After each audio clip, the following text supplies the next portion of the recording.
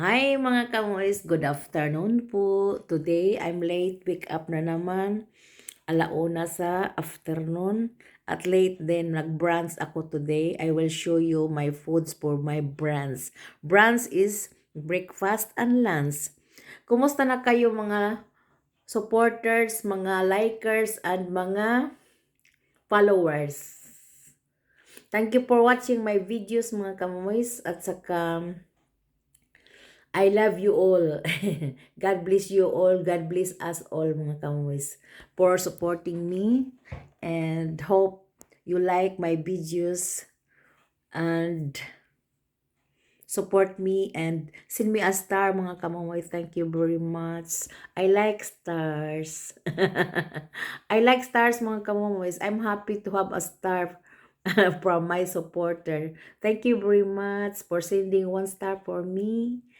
and I will make more contents nicer or more as my videos before. I will make it better. I will trying hard. I will trying hard or I will try much better mga kamoys than my first videos on second, on third. I will try na much better than before. Okay mga kamoys? And thank you for watching and I will show you my foods today for my brands. So, ito mga kamoys, ito sa asawa ko, pagbalik niya, dito siya kakain at ito ang yogurt niya at saka Actimel is like Yakult. That's it. Ano yung mga kamoys? Yung parang ano din vitamins. May food supplement din kami, tabletas at saka ito sa akin. Dalawa para sa high blood at saka dalawa para food supplement yung malaki. Mga mura lang mga kamoys, hindi ako maka-afford sa mahal. Nagtrabaho naman kami pero marami pang bayaran mga utang mga kamoys, utang banga. Yung parang nirobrit namin sa bahay, may mahal akong kaldero. So mga kamoys, I will show you ito sa akin mga kamoys. Ito ang smoothie na gawa namin last nail kahapon with my daughter mga kamoys. Dito siya. Daughter, my second daughter, Eva. That is my coffee. Coffee is chai latte with normal nga kape. Gilagyan ko ng one like this. Kape, kanang instant kape mga kamus. And that is my Actimel also, my vitamins. That is marmalade. Lady marmalade, mga kamus. Ito ang mga ano pa pa-insert sa bread ba ano yan lang slice ang bread at saka ilagay yun ano lang ilahid lang mga kamoys. That is made of garlics, maraming garlics mga kamoys. Nice sa mga high blood like me. Ito ang pepino ko with tamatis at saka mozzarella. What is mozzarella mga kamoys? Like a cheese also but a white cheese. Pwede yun ilagay din sa pizza mga kamoys. And I have to insert like that. Kainin ko yun. Before ako magpunta sa choir. Mga 4 o'clock darating si asawa ko. At saka may sunduin pa akong isang kaibigan na sa din sa choir din namin. At saka pupunta kami, malayo yung mga kamoys, mga 25 kilometers from my place. Ang pagkatapos, magtrabaho ako mga kamoys. So, ito ang napakita kong pagkain sa brands ko. So, I will tell you, after sa breakfast ko, itong brands, magaligo ako mga kamoys. Kasi magpunta ako sa choir. At saka may sunduin ako isang kaibigan sa choir din. Magpunta kami, mag-drive kami patungo doon. Ay, pagdating na ni asawa ko mga kamoys, wala kaming auto. Siya lang auto namin kamoys at isang e-bike. At saka dalawang bisikleta na normal. Kasi ang tinarbahuan ko mga kamoys is malapit lang sa amin. Mga 300 meter lang. 300 meter. Pwede lakarin ko doon at saka mag-e-bike ako palagi or mag-normal na bike. Pero ang e-bike is paspas mga kamoys at saka very strong. Strong and nice ang light kasi ang ano ko bisikleta normal walang light sa gabi ba. Kasi gabi na ako uuwi mga kamoys. Pwede matulog doon mga kamoys pero hindi baka darating sila hindi pa ako mata. Darating yung mga workers ba. Si Lisa hindi pa mata. Kung matulog ako doon. Maraming katulugan doon mga kamoys. 4 groups mayroong ano couch is kanang kuan ba? Kanang lingkuranan nga pwede man matulog da baya. Pwede magbukot og habol. Nampo sila yung mga habol sa mga bata. Pero ang tapad og minteryo mga kamay sa mahadlok ko basig na mudog na itong mga zombie. Yes mga kamay at saka I will shower after my breakfast. Mayroon pang akong isabi ngayon after this. I-ano ko lang, I will tell you. At saka, pagkatapos sa choir mga kamumoys, babalik kami sa place namin. At saka trabaho pa ako mga kamumoys. Mga alas 8 na siguro ako babalik dito. Mga 8:30 ako mag-start. Never mind kasi bukas is I'm free. I'm day off bukas. At saka, pero ang day off ko mga kamumoys, maraming trabaho. Maraming bukas may ano ako, again, may 10:30 akong magpunta ako sa, yung sabi ko nga na therapy. I have 6 times therapy. Kailangan ko yun matapos after 6, ano na, 5 na lang kasi nagpunta na ako last week. So, bukas, next Tuesday, Monday, tapos na yun after 5 na lang sa out of 6. Kasi nag-start na ako yung pagpunta ko doon, may gispress. Yung gispress is nakisulti ako sa yung trainer. At saka pagkatapos gitrain ako sa how to Bodin Bikin Gymnastic. Bikin Bodin Gymnastic or Bodin Bikin Gymnastic, ha? Moment. Bikin Bodin Gymnastic. Yung ano ba, ano natin, parang atmong lang yun na, yung palagi ako mag-ihi mga kamoy sa, dili sa panty ha. Kana bang gusto tayo mag-ihi palagi o yung, maybe when I'm going there in yung trabahoan ko o mag-ano ako mga kamoys, mabuti na lang maraming toilet doon at saka maraming toilet paper. Kay ganda doon mga kamoy sa trabahoan ko, maraming toilet, 1, 2. Ang mga bata, 8, yeah, 8 in all, pero pinakamaliit yung tatlong toilet o pinakamaliit parang parang Arnie Lola. Pero sa sa adult is 2 para sa guest at saka sa mga personal. At saka may 2 pa mga kamoys para mga disabled o pwede ka mag-ihi doon. So 12 toilet in all mga kamoys. Grabe no? Pero yung 2 toilet na extra yung para sa disabled, hindi ko yun linisan. Only when may visitor or magparte sila, may mga disabled doon or walang disabled, linisan ko yun. Kung si chef magsabi, linisan mo ito, at linisan ko yun. Kasi ginawa nilang parang storage. Kung walang disabled, walang parte. So, ginawa nilang storage sa mga bisikleta sa mga bata, mga kamoys. Nice bisikleta sila, yung mga modern karon gani. Ito ang nila nilagay na storage doon. So, mga kamoys, at saka binhuran ko mga kamoys. Binhud ang kamay ko. Ano yon mga kamoy? Sa high blood? Parang binhod.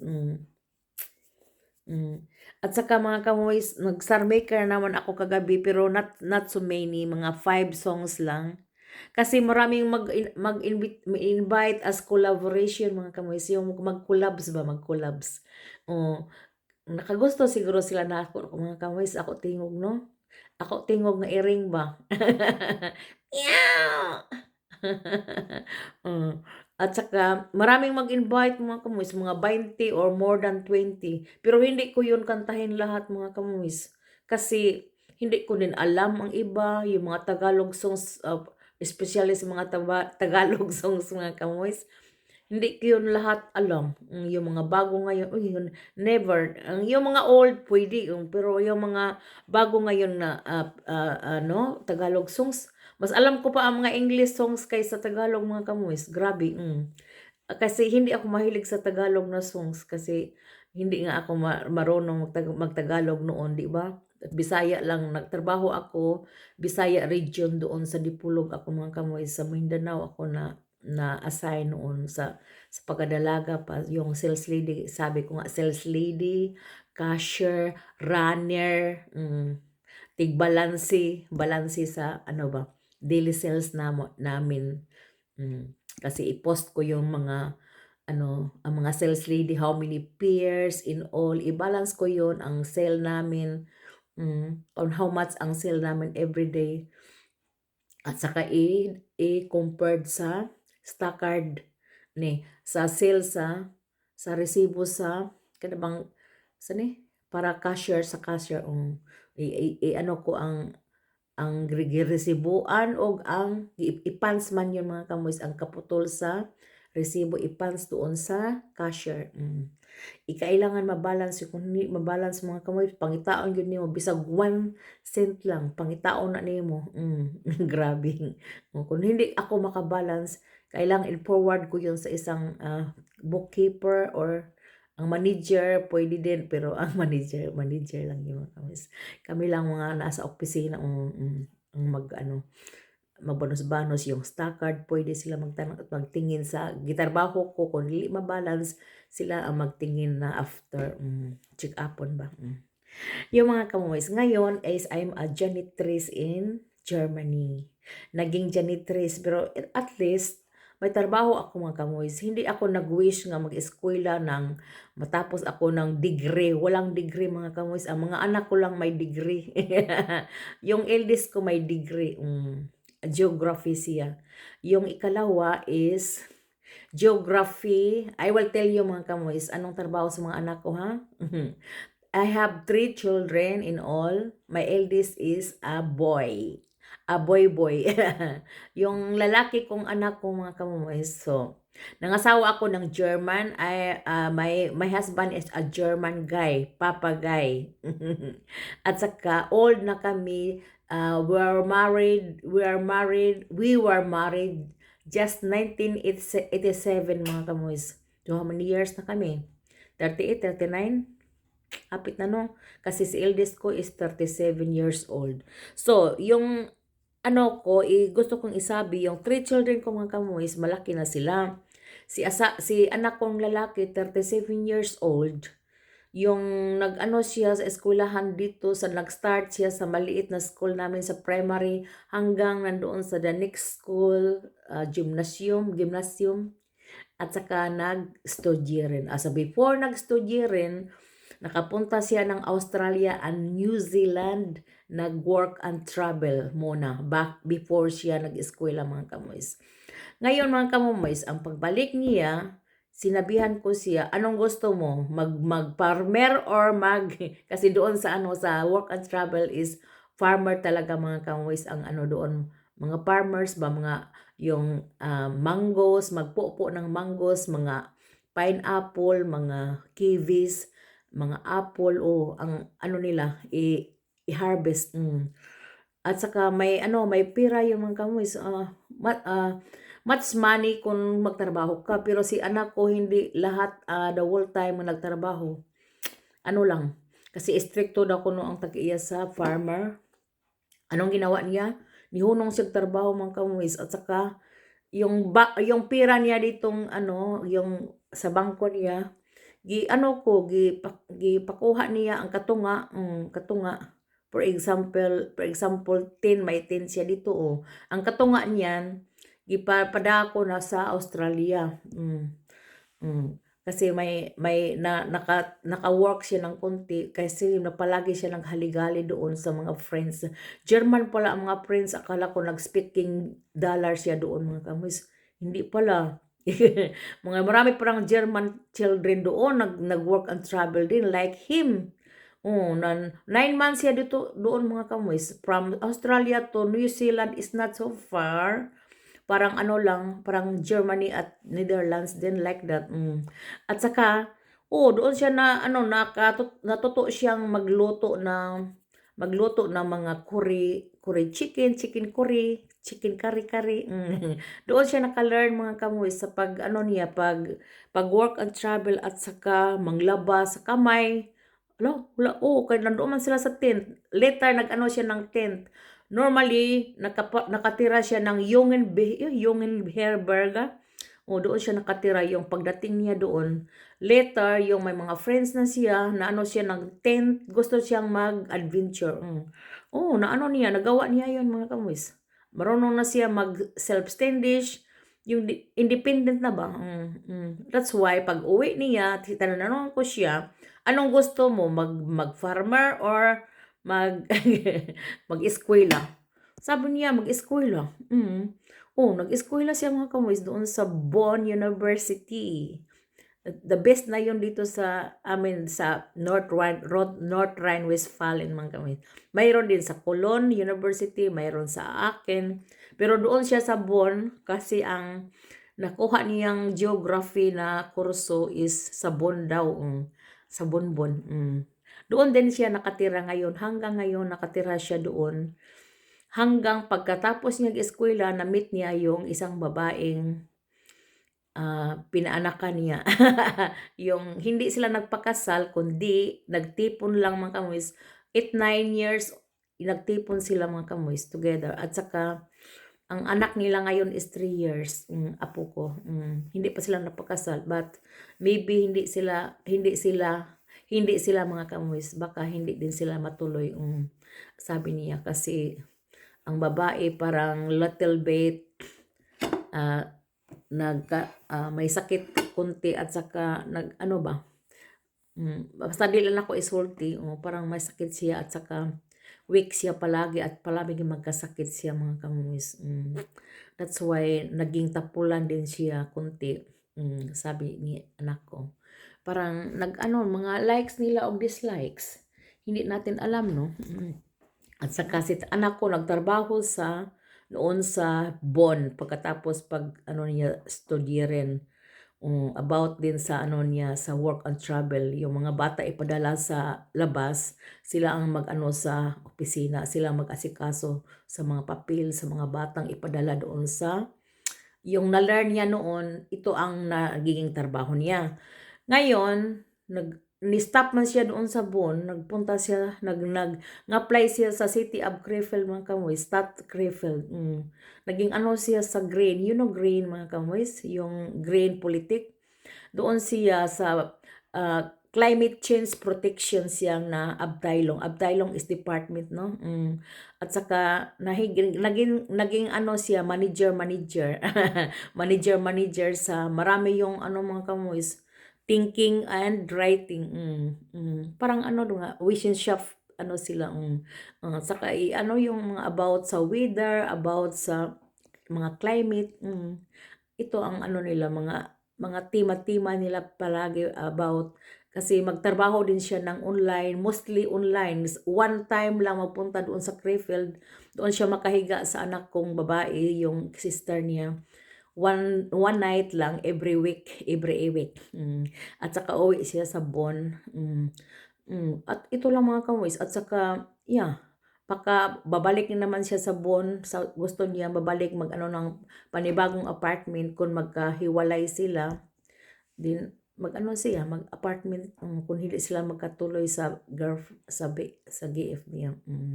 Tingnan natin anong mangyari. Pero gipray ko na maibalik. Pero sabi niya, anak ko, parang hindi na niya gusto magbalik daw sa babae. Pero pa sila, together pa sila magkamuis. Hindi lang sila magdog. Hindi lang sila magdog mga kamuis. Lang. But for the sake of their daughter only, ikuan nila, paningkamutan nila nga dili makuan ang bata ba. Basig makaditik ang bata na not good ang parents. So kinahanglan si Kristo mo lihok unya. Sila matulog lang sila, maglain lang silang kwarto kung pwede. Ito lang mga kamoys at saka ang ikalawa kong anak pala o yung babae is pediatric nurse ito lang isabi ko lang, never mind, I am very proud my children has kanang may trabaho sila ba, good work, at saka nurse sa Helios sa Krefeld mga kamoys, nagtrabaho siya sa children department. Kanang gikan mga anak ang nurse o ang midwife ihatag sa iyaha og siya na ang kanang check up sa bata na hanggang ilisa niya og mga dress ibutang sa bed. Ako pasin nga dili magka interchange ang bata. Dili magka baliktad ang mga bata. Kailangan ang may tag nga pangalan sa bata nga imong gidawat mao na siya ang pangalan o ang number o di ba na nahitabo naman na daghan sa ato nagka-interchange kay dako na ba ng katubag or pa dako ng parent wortong kanang panubag nimo nga nagka-change ang bata pero hindi, thank you Lord, hindi naman maraming bata daw maipanganak, may dalawang gabi na walang bata na walang babies, makapahuway sila po kung wala po kuan ba, magkapahuway sila pero na may mga mother po na kinahanglan og how to padidi, sabi ni anak ko kung saan padidi o tudloan na nila mga kamay even si anak ko walang walang saan pagpadidi hindi pa wala pang experience ba tudloan na nila mga kamumoys mga arte po ng uban dili pod mulihok magpakuan ba magpa-service kibaw ko sa una nakausaway ba ko yung pagpanak ni Ipa ang pagpanganak nako ni Ipa mga kamumoys yung nag-nurse karon ng pediatric lisod ang ako pagpanganak niya kay 9 months ako doon sa 9 months 1 month ako doon sa ko nagdugo ba kung wala kung nakuan pa to, nakuha na to si Eva Maria. Ikuan ako mga kamoys, Kaisersnitt is kanang, kanang, nga na kanang dinhi sa atubangan, gikuha siya og not normal nga pagpanganak. Kaisersnitt is, nakalimot ko sa term sa English, nabuang na, basta kay cesarean ko kay ipapagpanganak kasi nagdugo ako mga kamuhis 1 month ako sa before siya ipananganak giplano na lahat nga kuhaon ta siya sterilize ko pero wala natuman hanggang natawo si Elisa yung youngest ko so not God's God's will nga mga anak ko ni Lisa mga anak ko ikalawa bata ikatatlo thank you Lord siya ngayon ay nag-eskwela na naman ng doon siya sa kindergarten so nagtrabaho ako sa kindergarten pero hindi dito sa amin doon siya sa malaking city at saka nagtrabaho na din siya mga kamay thank you Lord nag-eskwela siya ng 3 years ngayon ang parang maestra ba sa mga sa kindergarten ito ang trabaho niya na siya regular na siya doon at saka thank you Lord nga mga anak ko thank you nga bisan nag-uyab-uyab sila mga kamumoys pero na-inspired sila ba nakahuman sila hanggang nadawat sila sa trabaho mga kamumoys doon si Eva din nag-eskwela sa Academic School of Nursing sa Helios si Lisa po sa iyahang gikuanan sa kindergarten o diha siya nag-eskwela nadawat sila mga kamumoys diha ra pod sila nagtrabaho sa ilang eskwelahan. Thank you Lord og ito lang mga kamuis ang ipaalam ko sa inyo. Thank you for watching and have a blessed Wednesday po. Bye-bye. God bless.